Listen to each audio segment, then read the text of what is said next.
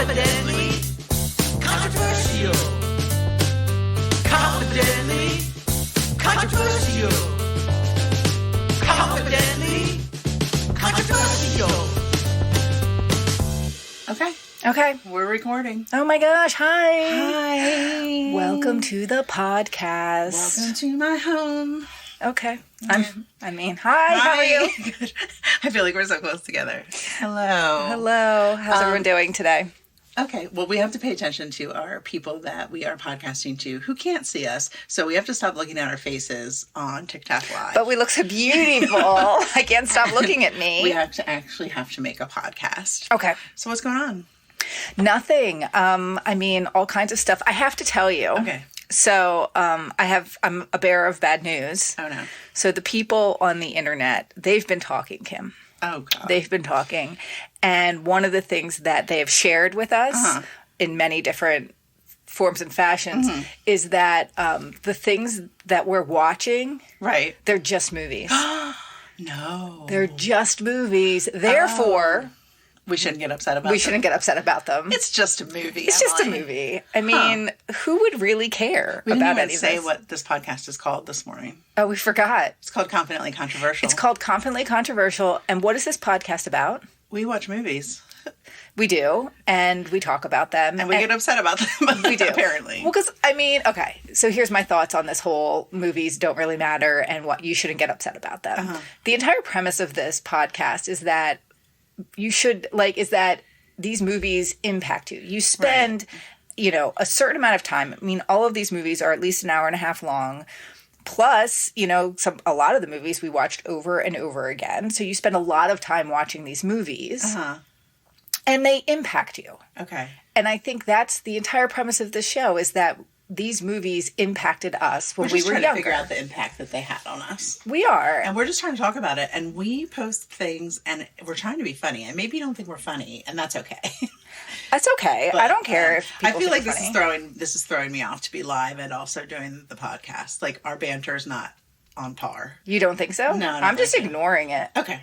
Okay. Well, I wrote down some things that I want to talk about too. Okay, talk about them. And if you could read my notes, they say sleeveless off the shoulder tops.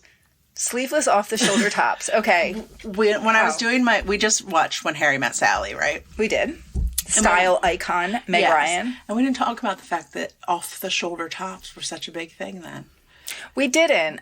I wanted those kind of tops a lot back then. I remember but would that. you ever go out of your home with your shoulders all hanging out like a floozy? First of all, I remember when being younger and doing that, like taking a sleeve and like popping a shoulder out. Yeah. And it was never good, and it always felt like it was going to fall off the front. I think there's a difference because there was like the ones that were completely off the shoulder, but then there were boat necks, remember? And that was supposed to be like one sexy shoulder.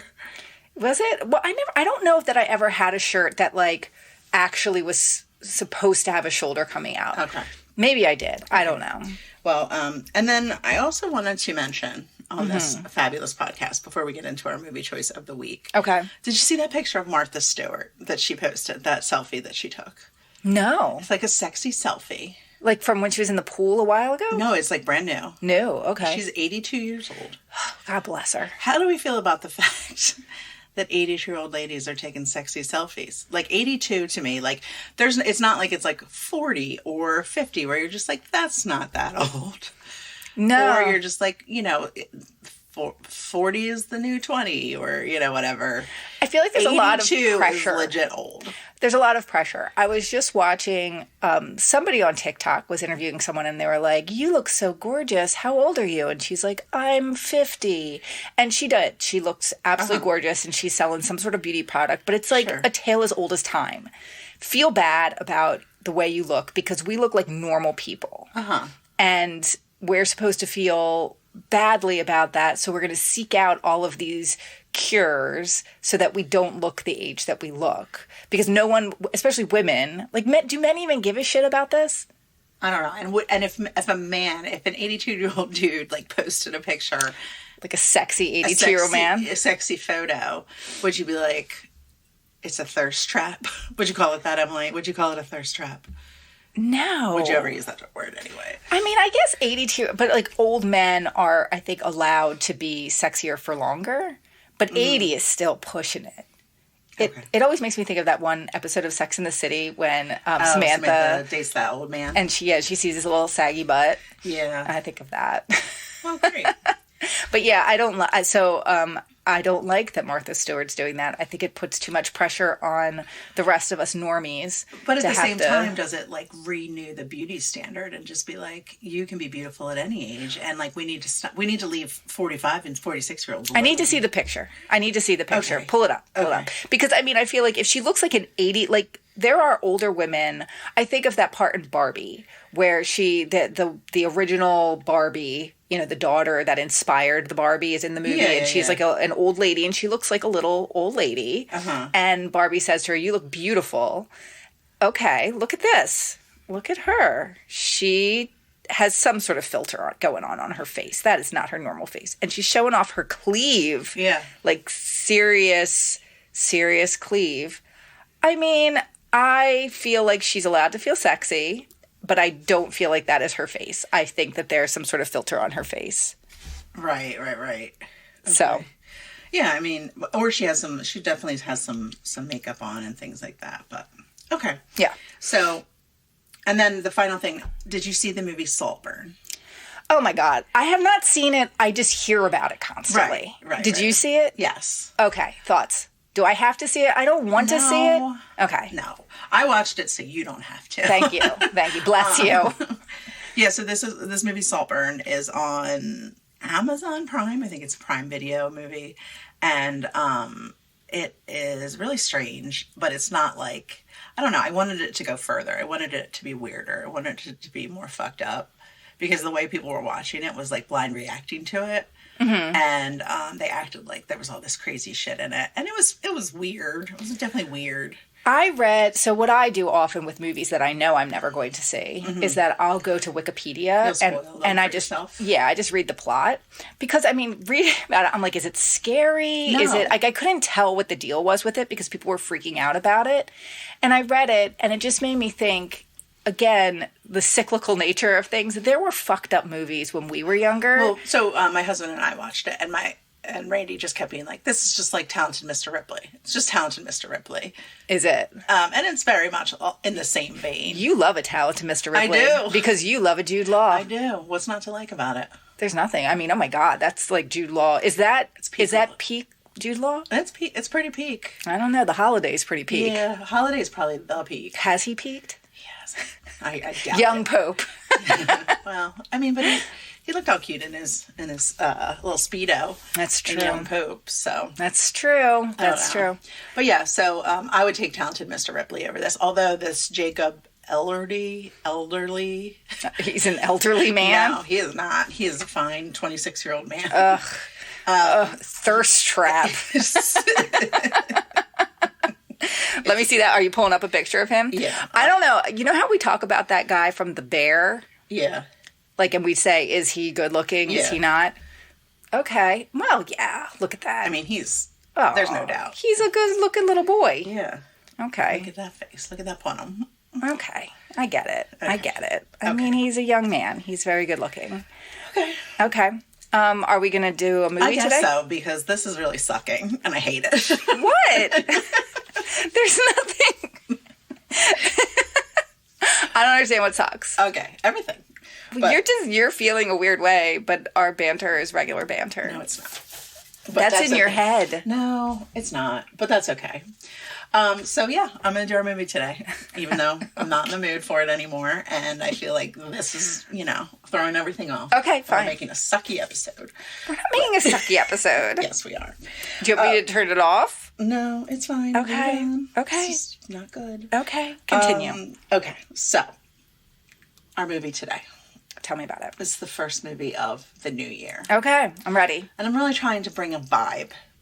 Okay, bring a vibe. I'm trying to bring what we want 2024 to be for ourselves. Manifest it. Manifest it. And we want it to be fun.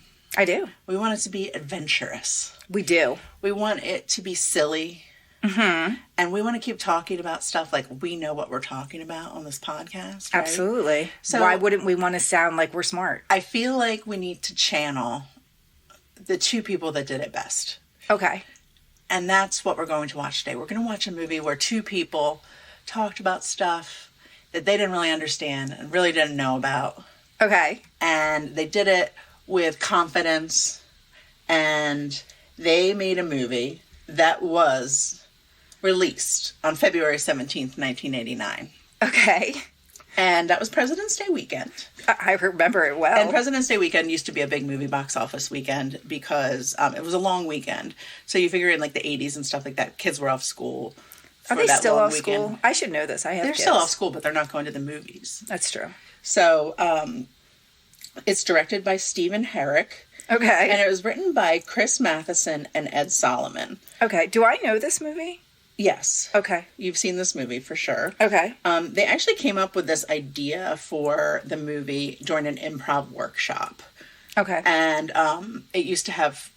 Don't read my notes. I'm not looking at your notes. I think Jesus. you are. Okay. Okay. I'm not. Peek. No.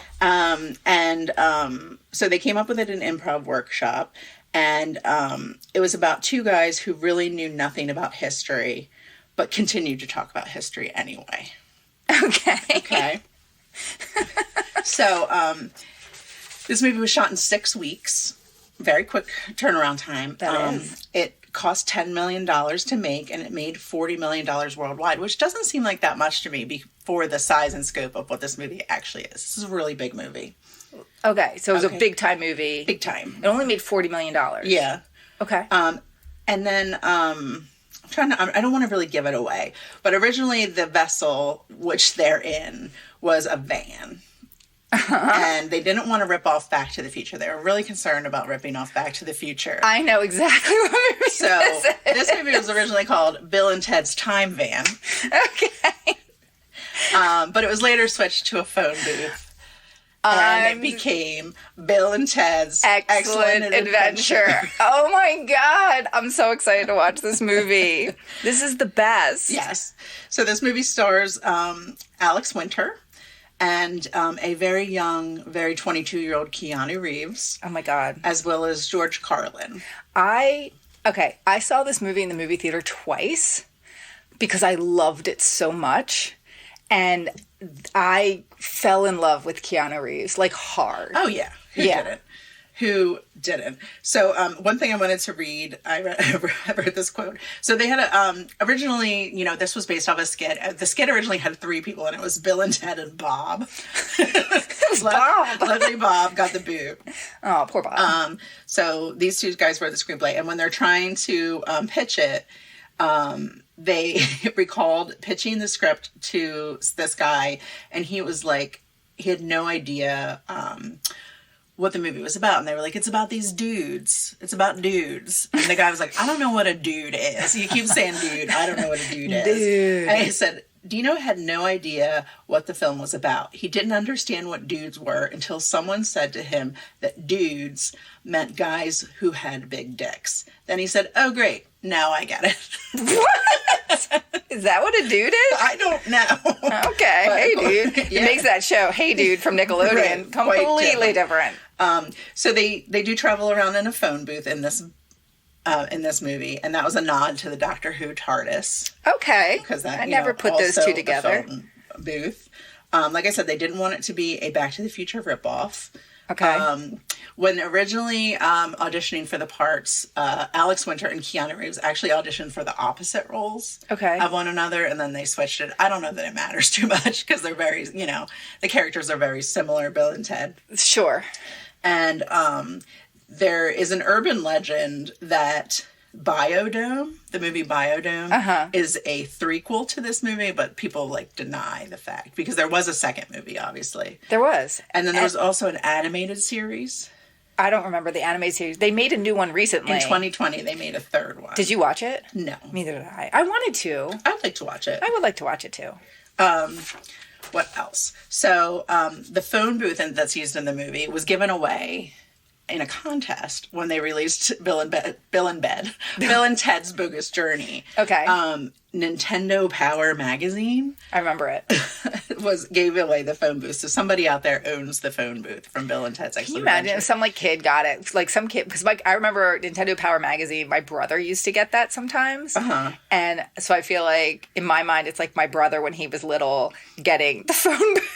Right, it would have been. I mean, it was probably some kid who just, who just entered and was like, oh God, I want. His mom was like, no, where are we going to put it? So this movie almost went straight to video because the financier of the movie almost went broke during, or did go broke, but like someone else saved it. And then luckily it went to, to movie theaters. It was actually pretty popular. Originally, Pauly Shore was considered to act as Bill S. Preston Esquire. But they ultimately went with Alex Winter. Alex Winter, much hotter. Yes. Rufus, they were looking for a more serious actor type when they were planning to cast Rufus. And they got George Carlin kind of like accidentally, I guess. But they had considered Ringo Starr, Sean Connery, Roger Daltrey, and Charlie Sheen to play the parts of Rufus. Okay. It would have been so different. Yeah, totally different. And I wanted to challenge you to try to remember. I did this morning, and I've done this a couple times. Remember all the people that they brought back in the. Do you have a list of them? I do. Okay. All right. I can do it. You can do it. Okay. So they get Napoleon. They get Socrates. Socrates. Yes. Beethoven, Beethoven. yes. Billy the Kid. Yes. They get Abraham Lincoln. Yes. They get Joan of Arc. Yes. Two more. Oh my God. They get Genghis Khan. Yes. And they... Oh my God. You can do it. I know I can do it. Oh my God. Okay. Genghis Khan, they also... I'm thinking of like the mall scene when they have everybody together. Is there another woman? There's not. There isn't another woman.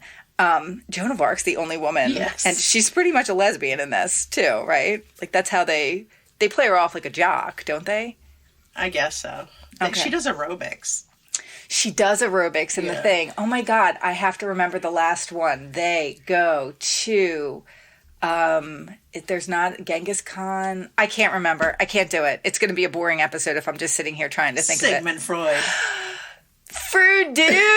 Oh my God. Yes. So that's those pretty are the great. People. And there's actually something that came up in my research too that said, you don't have to worry about the fact that there were so many people in that phone booth because there was actually a world record set that 25 people can fit in a phone booth at the same time. No, they can't. Yes, they can. I've been in a phone booth and I don't think that that's possible. No, but they did. So, I have to say, I've enjoyed that because of that new Napoleon movie has come out recently. There's been a lot of really good memes and stuff saying that the real Napoleon movie is Bill and Ted. Yeah, for sure. Or what was the one that was like, this Napoleon movie isn't even real. They didn't even have the part when he goes to San Dimas. Right. Well, one of the funny things I wrote down was that in 2010, San Dimas celebrated its 50-year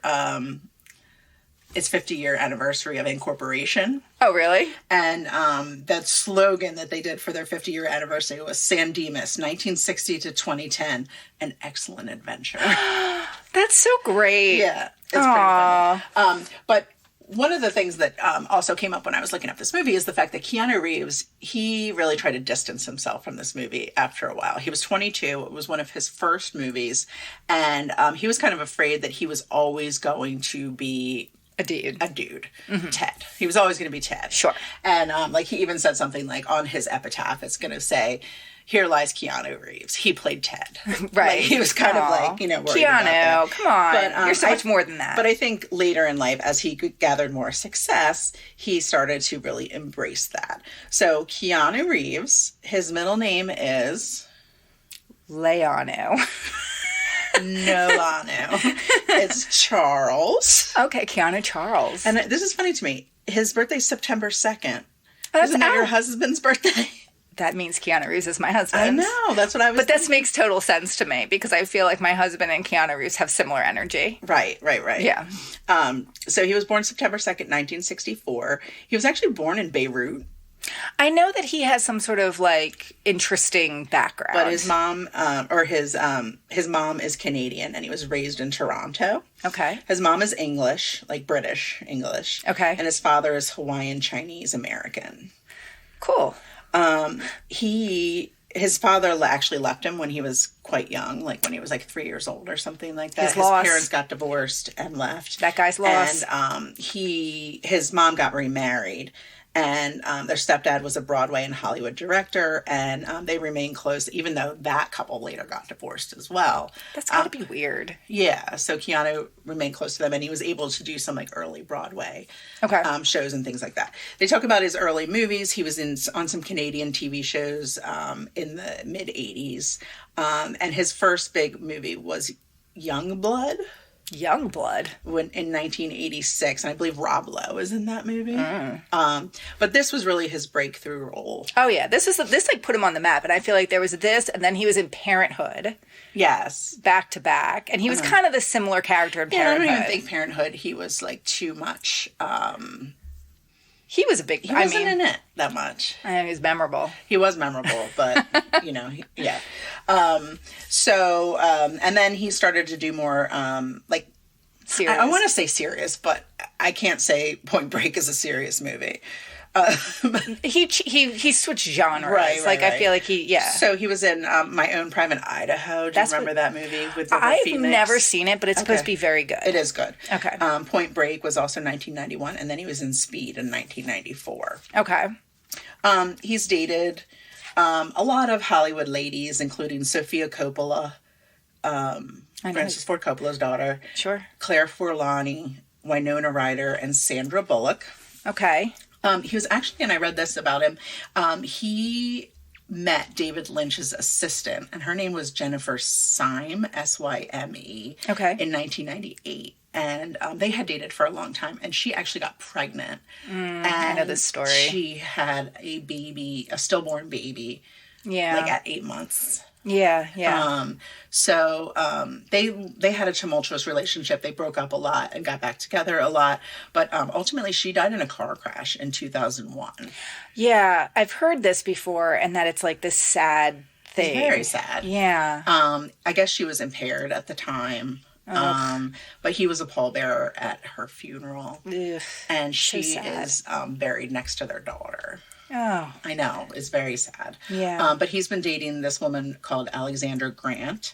They collaborated on some books together. And I guess, they just kind of have this low-key relationship. And the thing with her, going back to previous conversation about thirst traps, so her big thing that they talk about is that she has, she wears her hair natural, natural gray hair, and she's, she looks her age, which she's still younger than he is. Yeah. But people make a big deal out of this. And to which I say, good for Keanu.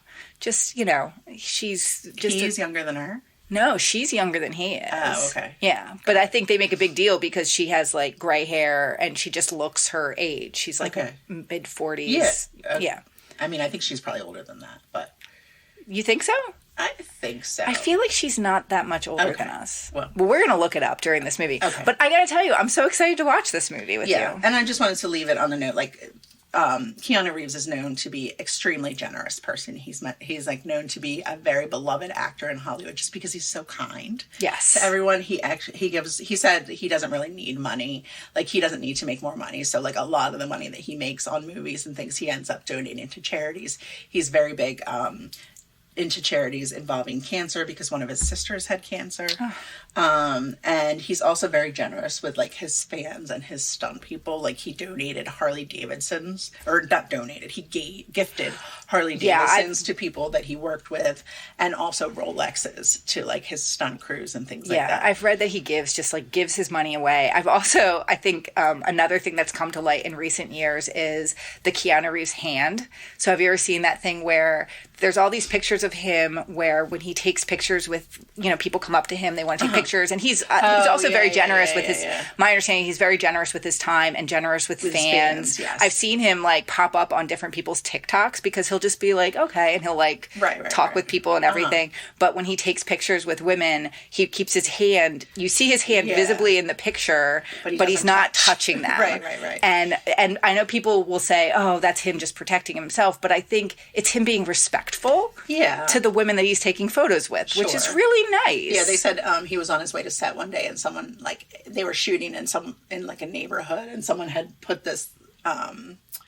sign in their yard that was like, hi Keanu or something like that. And he like made them stop the car and he got out and like signed the thing that was in their yard and everything. So he's a kind fellow. He's a magic maker. I love that. Yes. So we're going to go watch this movie. Yes. And I guess we'll check you out afterwards, Bill and Ted. Yeah. Okay. Controversial.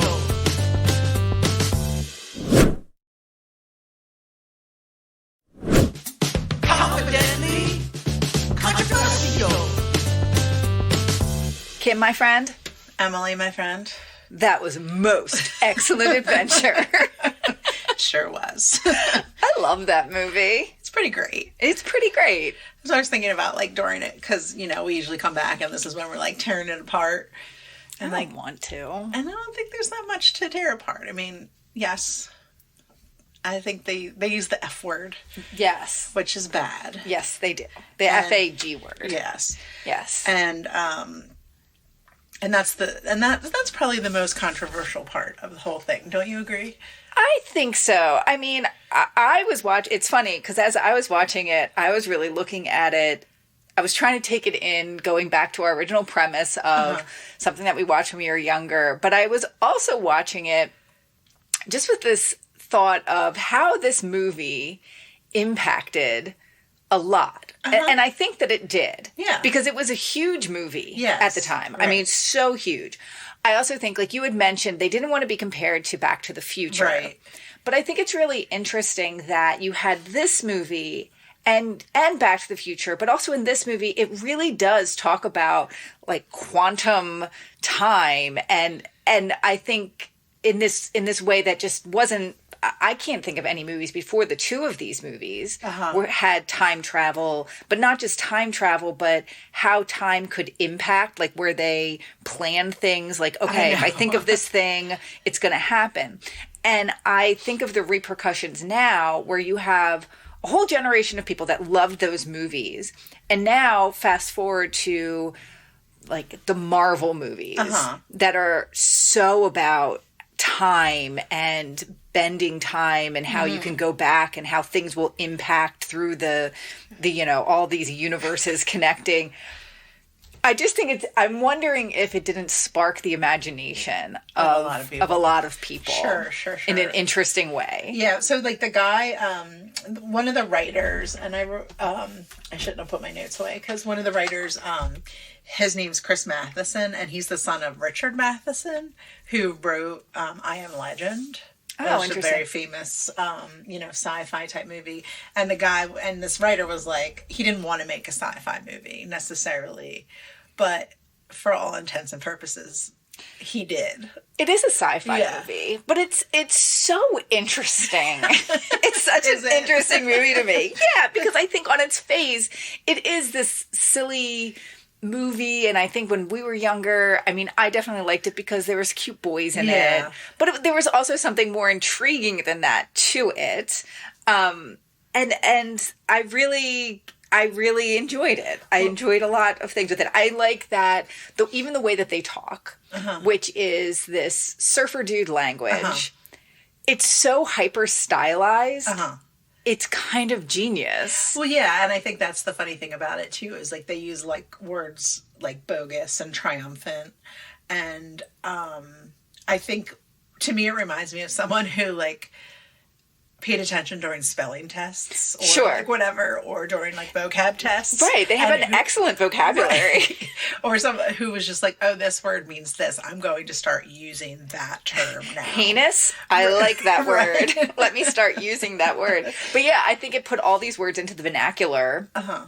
the way that they speak, I mean, it's not, I think they're made to sound like they're dumb. Right. But they're not. No. And it's just very interesting. It's very interesting to me because I think of those two actors acting as those roles. It's not like they're talking in a normal way at all. No. Well, two things I want to say. First, they say dude 70 times in this movie. That's a lot. That's a lot of dude. That's a lot of dude. And they say excellent 30 times. I would think more than that. I know. I feel like that's not enough. No, dude. Dude. But I also really noticed the way in which Keanu Reeves acted his part. Mm-hmm. There was a lot of physicality to it. So much physicality. Like, he is so becomes Ted Theodore Logan. I know. And I think a lot of people at the time really wrote, and like you were saying, he wanted to distance himself from this thing. Yeah. But the two of them are very much, they're good performances. Yes, they are. And they've fully embodied that character. Like, it's not just the voice. It's the whole persona, from their hand movements to their body movements to like the way they move their heads. Oh my gosh. And like the gestures that they make and just their posture and everything. I wonder if people at the time just thought that's how they talked and that's how they were. But watching it, you know, it's very clear that nobody actually talks like that. I mean, and I think that character type is very much a cliche from movies when we were younger. That surfer, like idiot dude, bro. Right, like Fast Times at Ridgemont High, Sean Penn. Yeah, and even like Clueless, there's that like skater boy and, stuff like that. So, but one of the things that I found funny watching it again is this realization that on its own, you have this movie where these two dudes are trying to pass this, are trying to do a report. Yeah, right? Yes. And they're trying to get a good grade so they can stay together. In itself, enough of a plot. Sure. If you send them back in time to collect all these people and they do this report, right? Yes. Like, that's a movie. Yeah. But at the same time, we have this added layer of the idea that these two individuals also become like supreme universal beings by creating music that changes the world. Well, I wrote down that it's very idyllic. It's a very interesting idea. I wrote down that it's very 60s because I think in this, and I'm wondering how old the people were who wrote it, if they came from the 60s, because I think that there was this feeling at that time that music could save the world. Like the importance of music right. was very big. And I mean, I love music, but I don't know that people feel that way today. Right. You know what I mean? Understand the impact. Well, and music, I mean, in the 60s and 70s, music was used a lot to challenge and to protest and to it was make super a important statement against, big things. Yeah, but it was interesting how they utilized that idea that they were going to change the world. Their music was going to align the planets. And Creel calls universal harmony. Universal harmony. And I also like the idea that it seems to me like it's a comment on how we mythologize people. Because in the future, these guys are so mythologized, but in the present, they are just these simple. Right. They're kind. They're nice people. Yeah. They're kind. They're simple. They have a lot of joy to them, which I like. They're silly. And those are the people who end up saving the world, which I think is kind of an interesting concept. But then to look at this future world or whatever, this future state of universal harmony, and these people are wearing like gray, like silky outfits and stuff like that. That's like how it is when there's harmony, man. You're just wearing comfy clothes, comfy, silky clothes. You look great. Right. Everyone looks real great. And Clarence Clemens is there. And you're listening to good, like, kind of weird synthy music, but you like it, and it's really great. But here was my thing when we go back to this idea, this sci-fi future thing, and this is probably because I am of a generation that has thought too much about time travel, and we've taken it to this other level, and it definitely wasn't at this level at the time when this movie was made. Okay. But the thing that I was thinking about watching it, and this also goes back, this is the internet making me feel bad about myself, because now I just hear the internet in my head going, it's just a movie. It's just a movie. I understand that. But in this movie, the future, like, so if you go with the premise of this movie, it's that Rufus goes back in time and he has to make sure that they pass their test so that they can make this music and become these supreme musicians, and their music will save Change the world. Yeah. Yes. But then therefore the future is dependent on intervention from the future. So there is a timeline in which they fail the test. In which they fail the test. Yes. So someone has to go back in time and say, no, we have to make these guys or the guys who are going to write this music. There's a determination of, by them being separated, and Ted Theodore Logan having to go to school, military school in Alaska, that humankind just goes awry. Yeah. So there's a perfect timeline. They're like, the only way this works is if we go back in time, we make sure these people pass their test by giving them the power of of time travel, and we give them instruments, and we bring people from another time back into their time so that they can all be in a band together. Yeah. Yeah. Yeah, because of course they fall in love. Of course they fall in love. It's a very simple, I mean, again, it's not a movie that's meant to be looked into that much. No, there's not, I mean... And I feel bad doing it. I don't feel bad doing it because I don't have anything bad to say about it. I think it's joyful. I think that it is, I mean, that the mall scene... Oh my God, the mall scene. ...is just everything. Like, yes. Like, first of all, malls. What? I miss a mall. I know. I used to love it. And I was never old enough to be a person who just went to the mall without parents around. Oh, okay. Like, that never happened for me. I remember when I first got my license, my brother and I driving to the mall. Yeah, but I don't feel like malls were the same with that. I did that too. They were. When we were in high school, malls were the same. You think so? 100%. Yeah, I guess. Sam Goody got it. Because there was nothing else. It's not like the mall, the decline of the mall came from the internet. Right. When we were in high school, the mall... You still had to go to the mall. You still had to go to the mall for everything. Yeah, every dress. And you did. Yeah. Every Christmas dance Unless dress. you ordered it from the Victoria's Secret catalog, or the Delia's catalog, or the J. Crew catalog. Right. Which I think I ordered something once from Delia's. Yeah. Like my mom we would order stuff. I can remember ordering stuff from like JCPenney. Oh yeah, JCPenney. And my mom, remember Popular Club? Popular Club? Was that what it was called? Yeah. My mom did the Popular Club. Okay. Where I think, is that like a Tupperware thing where you would get points or something? I have no idea. I think it was. My mother-in-law still gets every catalog that exists. We get a lot of catalogs. We still get a lot of catalogs at our house because the house that we live in was Alex's grandmother's house, and she got a lot. So for years, I mean, only recently have we stopped getting things with her name on them, but we still get a lot of catalogs. Yeah. Because now, like, Amazon puts out, they're trying to be like Sears, the Sears, Christmas catalog. They put out a Christmas, like, wish book kind of thing. Yeah. Yeah. Yeah. Because kids don't know what they want. People have to tell them. Okay. Yeah, exactly. But, I really love this movie so much. Napoleon, the guy who played Napoleon in this. He did a great job. And I went back and I looked to see what else this guy was in, and he really wasn't in much else. What I thought was interesting, if you look on IMDb, a lot of the actors who played, like, Lincoln and Socrates and whatever, they all... Socrates. Their picture on IMDb is them playing Freud or, I know. So, I mean, I feel like this really was the movie that they were in. Or it was like, they were like, we need people that look like this. So we're going to take people who maybe aren't really actors. We're just going based off looks alone. Possible. Don't know. But that guy who was Napoleon, I mean... He was all in, and he did a great job. And I'm here to say, bring somebody like Quentin Tarantino. Find that guy. Is he really French? Because I believed he was. I believe he was too. And you know me, I don't even speak French. But I really bought into the whole thing. There's a song that runs throughout this movie that's called Two Heads Are Better Than One. Yes. And that is a song by a band called Power Tool. Okay. The worst name for a band I've ever heard.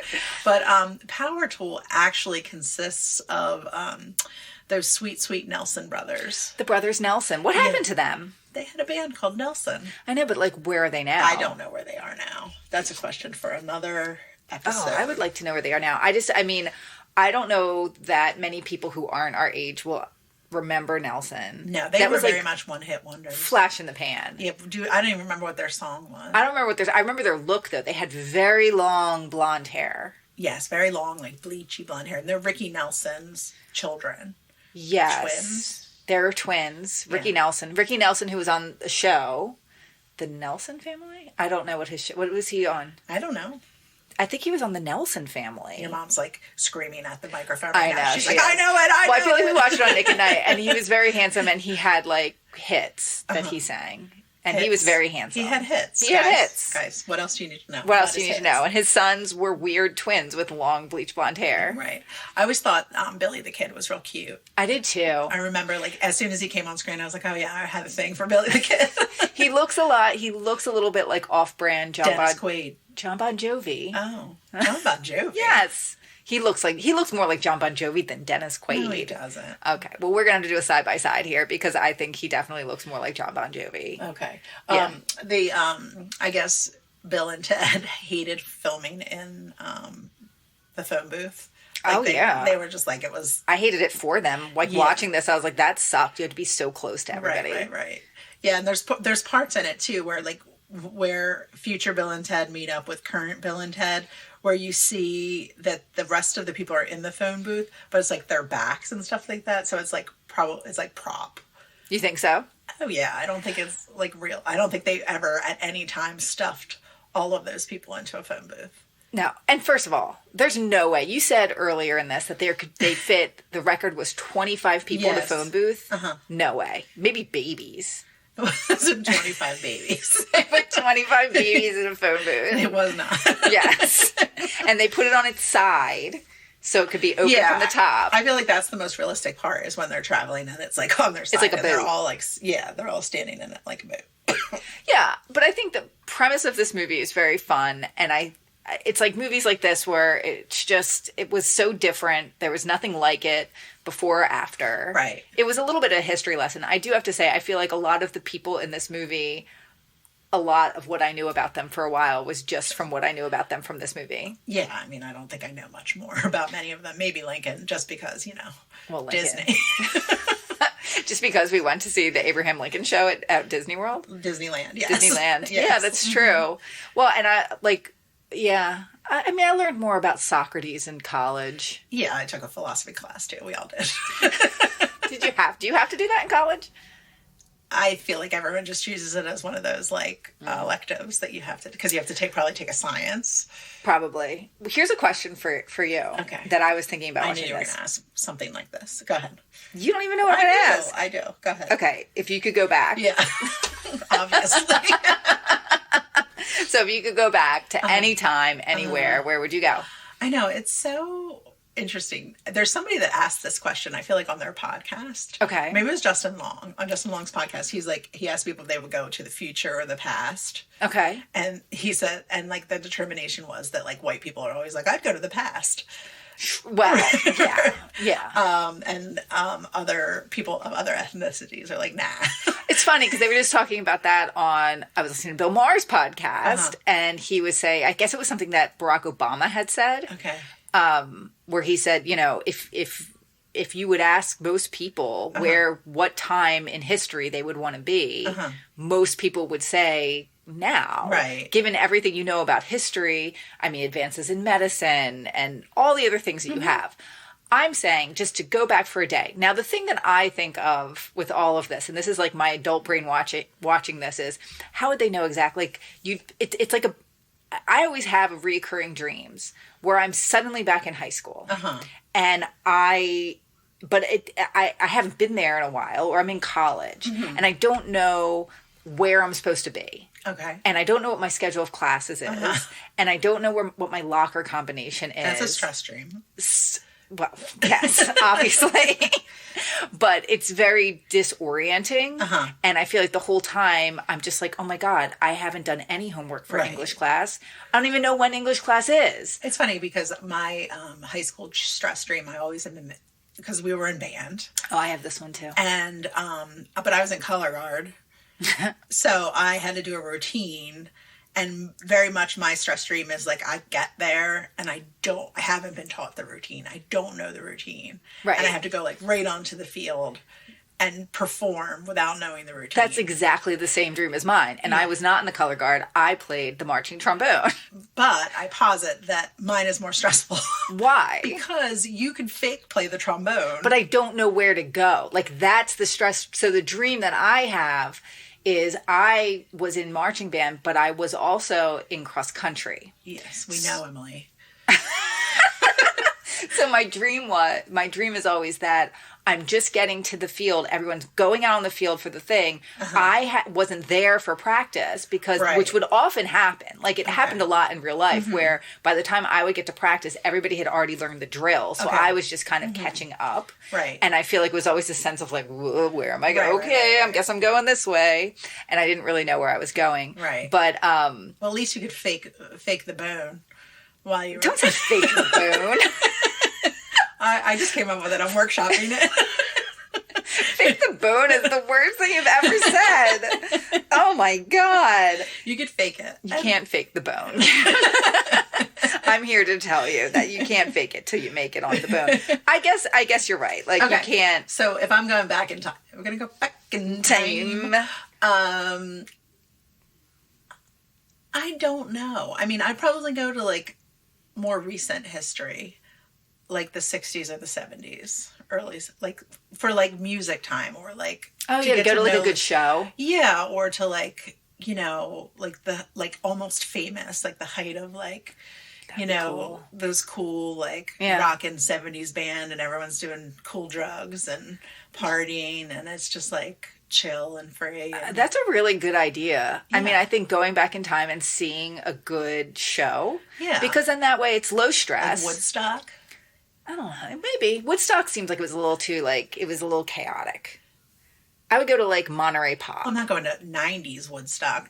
I think the one in the 60s was pretty disorganized, too. Well, but either way. But I can get out easily. Like, I know. That's the thing, too, about it, is, like, you know you can get in and get out. And not disrupt much. Right. And also, like... You're not going to butterfly affect it. Hopefully not. Hopefully not. Unless you make out with Mick Jagger. Or Jim Morrison. What? And then he falls in love with you and he writes a song. You come back. Okay. You go back in time. Okay. You go and see a Doors show. Okay. You meet Jim Morrison. Yeah. He falls in love with you. Of course. Writes a song about you. Yeah. That song becomes their number one hit. You go back because after you know, he falls in love with you and you're like, I have to go back to my own time, Jim. And he's like, no, Kim, don't go. But you do. So you go back to your own time and you turn on the radio and it's like, Kim, Kim. Kim. I'm a rider on the storm, Kim. I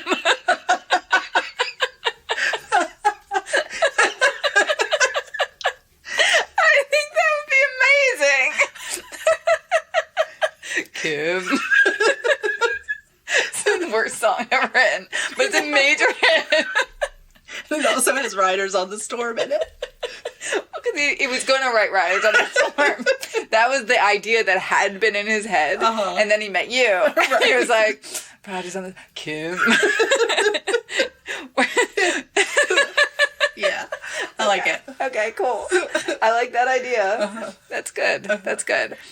And then maybe he doesn't die. Because of you. Because you inspire him to live. I do. You're like, stay alive. That's right. And then he meets you like you're born. And he's like, he comes to your parents' house. Your parents are just because he wants to meet you one time because he's about to die. You've crossed over timelines. Oh wait, so I can only meet him. Your timelines would cross. Like if he hadn't died, right? He would be alive when you were born. Yeah. Right. Mm-hmm. So what if he wanted to just meet you because he was like, I loved her so much. He holds me as a baby. And he's like, Kim, Kim.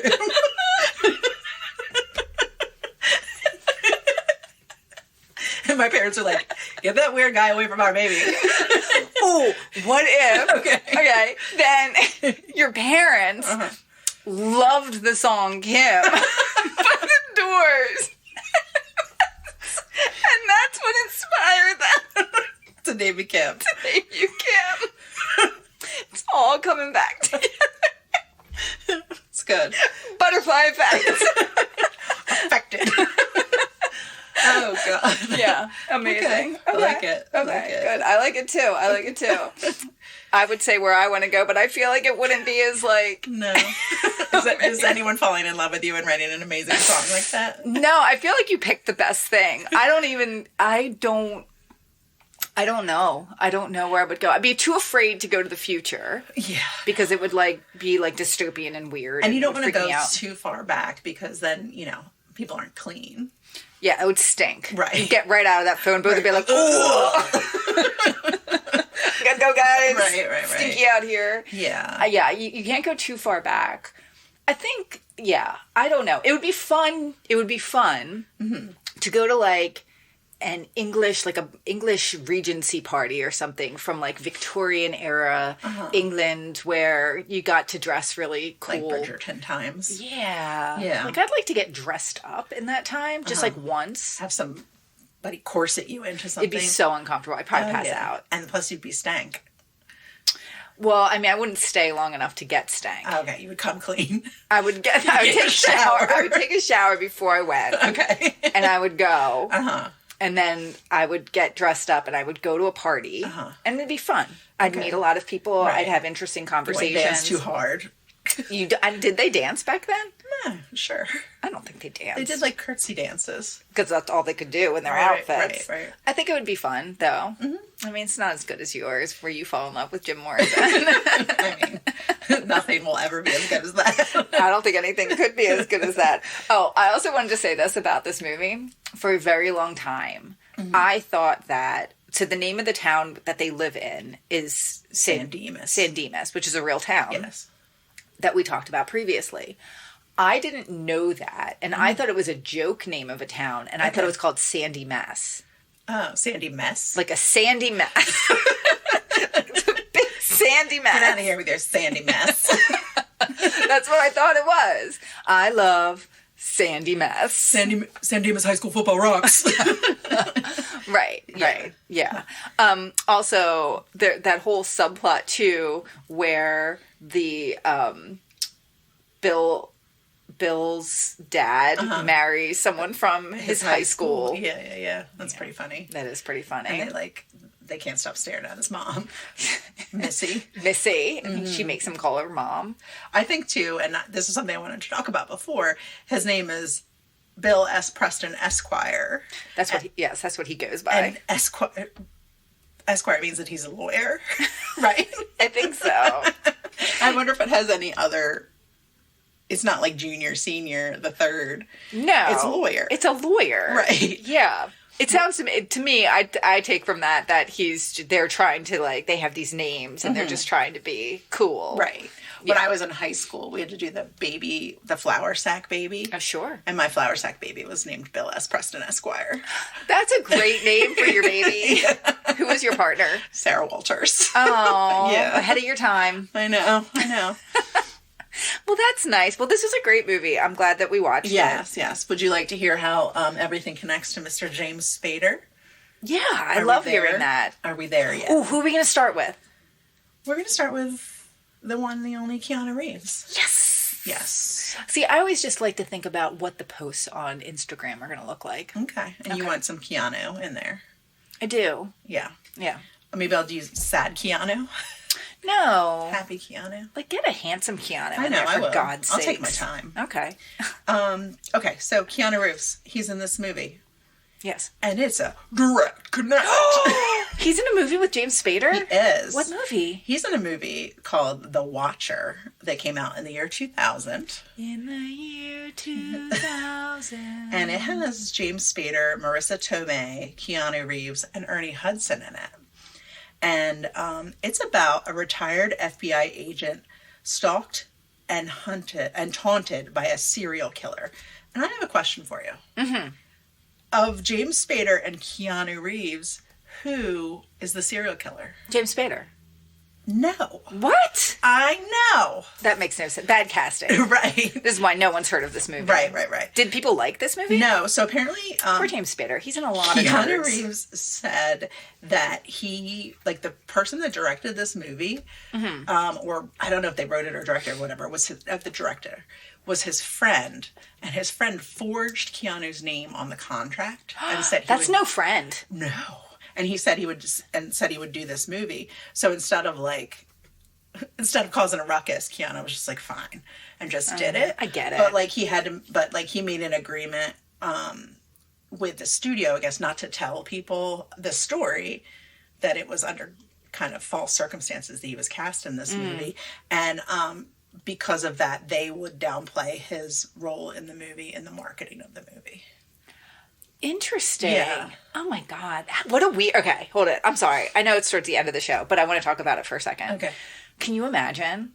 Like, if I was like, she wants to be in the movie. I know what her signature looks like. I'm just going to sign her name on this because, like, she's my friend and I know she wants to be in the movie. Right. So, like, She's we don't gonna even do have it to for do me. that. She's going to do it for me. Right. So, I'm just going to go ahead and do that. Yeah. How do you find out? Like, I'm just like, okay, no, you already signed the contract. Right. No, you already said you were going to do it. He's just like us. He doesn't want to cause a fuss. Oh, he doesn't want to make a big deal. I like, feel that. How long could it take? I'll just do this thing. I'll be a serial killer, even though James Spader is clearly the right choice to play a serial killer. Let me ask you this. Do you think that he is still friends with the person who forged his name? Probably not. No. I don't know. I don't know. Yeah, I feel like, can you imagine, like, the entire time you're on the set, you're in the movie, you're just like, I didn't even want to do this. And then it makes me feel bad for James Spader and Marissa Tomei and Ernie Hudson. Who maybe signed on to it knowing, like, thinking, like, oh, Keanu Reeves is in it. This is going to be a good film. This is going to be a good film. Because at the time, like, 2000, Yeah. when did The Matrix come out? I don't know. Like, right before then. So he was peak Keanu. Because Matrix came out, I think, late 90s. Get it? Yeah. So, or very close to that. Yeah, very close to that. So I feel like he was peak Keanu. James Spader's probably like, oh my God, I'll absolutely be in a movie with Keanu Reeves. Or whoever. Yeah. And then they like undermarketed it and didn't talk about the fact that Keanu was in it. So it didn't have a chance. It didn't even have a chance. That's really sad. All right. Well, listen, Kim. What? This was a good episode. And I know you were sad in the beginning, and then it made me sad for a while. It made me sad too. I'm sorry. I'm sorry too. Okay. I don't want you to be sad. I thought the beginning of the episode was good. We'll see. I guess we'll see. Time will tell. Time will tell. But you know what? This episode, I think, was great. Because, you know why? Why? We learned the song. Kim. Kim. All right. So what are you telling the people? I'm telling the people that you guys should follow us on all the social medias. Mm-hmm. You should listen to all of our episodes. Go back and listen to ones that you may have missed. Right. Because there's some gems in there. Yeah. Like, did you listen to just one of the guys? It's so good. It's so good. Did you listen to Teen Witch? One Crazy Summer. Oh my God. Things got silly. Things did get silly in that episode. So yeah, go back, listen to some of our other episodes, and you know what? Moving forward, I'm gonna still be confident. Okay. In all the things. Okay. Because I think we should be confident and we should feel confident enough to try new things. Like doing a book report at the last minute. Yes. Okay. That's the kind of confidence I'm bringing into this year. Okay. Absolutely. But not controversial. No. Don't be controversial about it. Okay. All right. We love you guys. Goodbye. Bye. Kim. Confidently controversial. Confidently controversial.